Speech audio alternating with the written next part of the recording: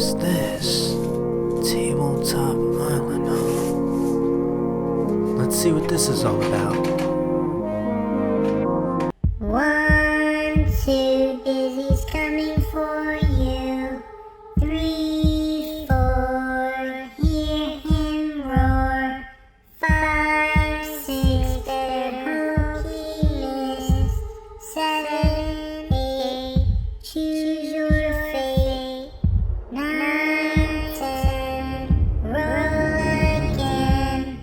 Welcome to Tabletop Island. I'm Bernardo, your host, and today we're going to be talking about the vintage board game Dizzy Dinosaur by Pressman Games, and this game came out in 1987. Wowzers. Now, the game involves a dinosaur. Now, he's not electronic, he actually has kind of a little turn wheel spin dial to him, much like those old classic chattering teeth that you may remember growing up, depending how old you are.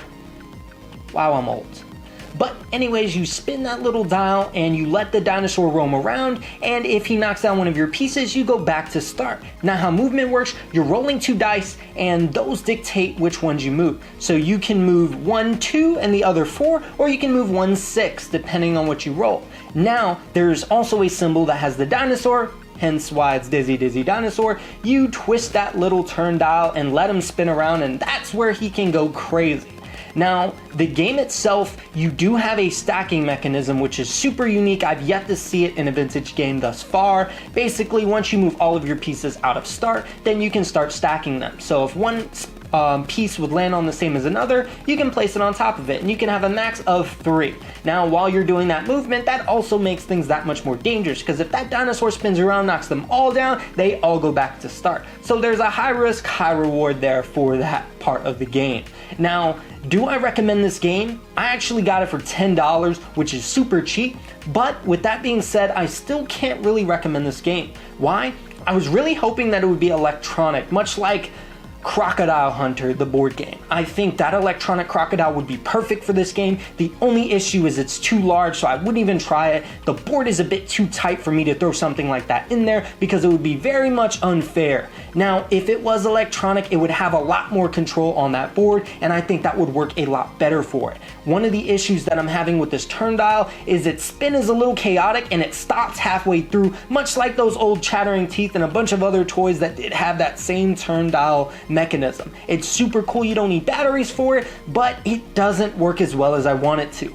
And I'm sure it's not just mine, because I've seen others online, and I've even gotten to try another version of the game from someone else with a different colored dinosaur, but it wasn't any better, I should say, and that's a little disappointing. Now, if you miraculously have one that works perfectly and works exactly like it should every single time, that's fantastic. I get mine to work occasionally. I have to kind of mess with it a little bit.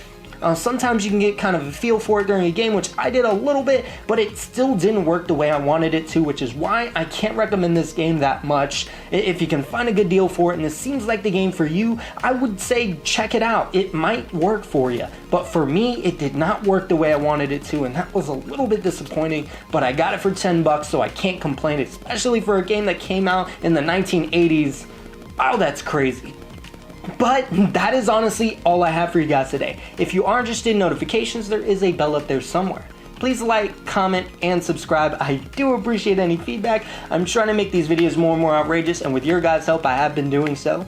Monday, regular board game reviews. Wednesday, weekly updates / talks. And then on Friday is my vintage board game reviews. That is all I have for you guys today. I will see you guys next time.